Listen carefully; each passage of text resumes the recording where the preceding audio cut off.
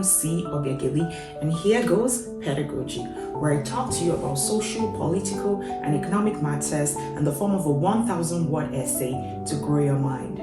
Subscribe and keep watching.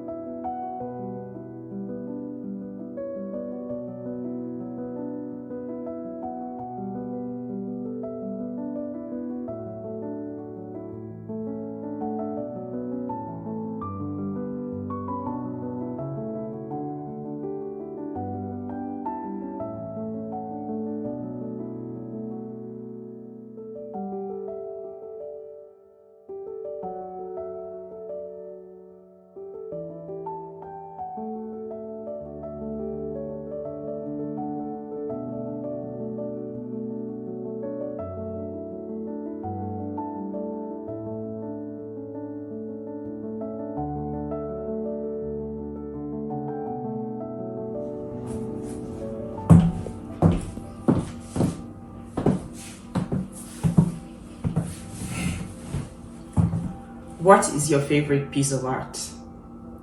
That is the recherche question I was asked recently. And as I imagine, we must have all experienced that awkward complexity in picking a favorite. And then of all things in art, would it then be a painting, a film, a work of architecture? Paradoxically, this is the very reason I love art, the inundation from its variety of forms: applied, conceptual, crafts, folk, literary, martial, visual, performing. Its universal presence around us, reaching every nook and cranny of society, uprooting every fancy conception that it is reserved for the high and mighty. Its sheer benevolence in imitating us and us imitating it in an admirable cyclical relationship. But how does one pick a favorite from a bottomless pool of choices? And more so, how does one who has felt so much be asked to choose a favorite emotion?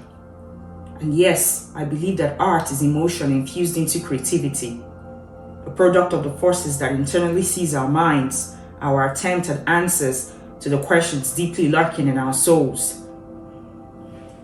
You see, I have made great sacrifices to see a lot of art in the world around me because I wanted others who could not to see through my piercing eyes, my intriguing stories, and my imperfect angles.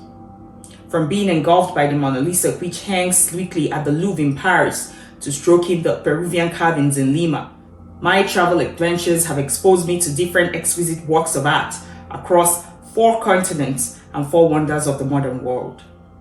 I've walked through the pillars that held up the roads where the gladiators fought at the Roman Colosseum in Rome. The slippery stairs that led to the Machu Picchu temple in rainy Cusco had my attention divided between the clouds, which I believed I could touch, and the magic flower, which I was told never to touch. At Chichen Itza Pyramid in the Yucatan Peninsula of Mexico, I could not understand the mystery behind the echo that bounced back at me when I clapped in front of it.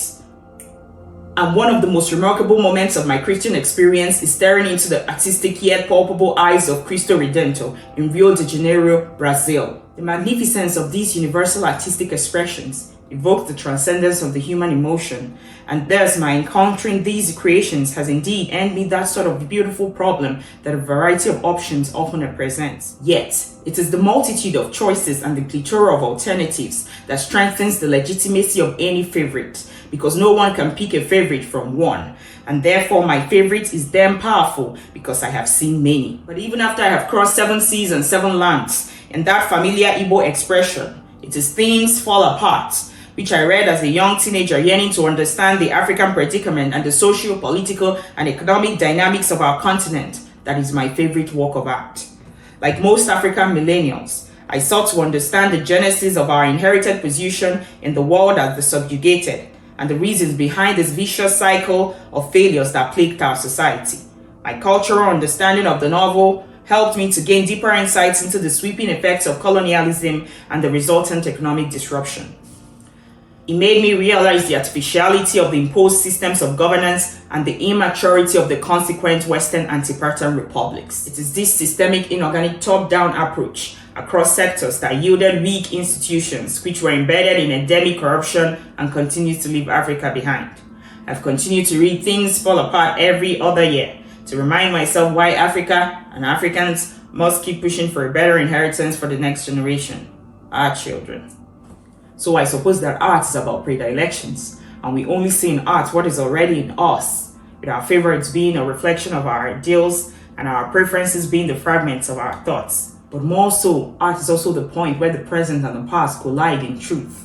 For it is through the edges of art that I engaged with the sophisticated empire of the Incas of South America, with their agricultural and record-keeping system that can teach us a thing in modern-day economics. Within the margins of art that I connected with the Mayans of North America, their astronomical prowess in full display as I observed the sun through a carefully polished obsidian. The pillars of art teaching me that all there is once was, and awarded modern pioneers are only imitators of unsung earlier creators. Indeed, it is from the light pages of Things Fall Apart that I walked into Okonkwo's overflowing barn and questioned how a man who chose death over subjugation would indeed sell his brother without first being subdued, a whole death, and even death by one's own hand. The ridiculousness of it all, that we believe that the perpetrators of such a generational evil, whose powers made them the authors of history, would inscribe their names in the sands of time forever as the authors of such evil. No way. It is art that has echoed the powers of my ancestors, revealed their trusting hearts, and shattered the walls of shame that the Polonians have used as a weapon of eternal separation between erstwhile siblings. It is still art that is beckoning me to call for a sense of shared continental responsibility, because there is only one place where we can truly feel at home. We can start from scratch, put away the animosity, with an understanding that we're both collective recipients of different faces of the same coin, enslavement and colonization, with of course an earnest note that no subsequent human cruelty can ever match the systemic evil of the transatlantic slave trade. If evil had a climax, therein lies the peak. Finally, it is still art that has extended me the solution to this great ordeal of universal significance that has plagued our world for centuries, that there exists one cure to the disease of racism, and that being the economic reemergence of the African continent. For it is only in her economic emancipation that the necessitated reconciliation between the diasporan and the continental Africans can commence, the rewriting of the existing narrative take effect, and a real chance to rebuild the fertile bands that typify us arise.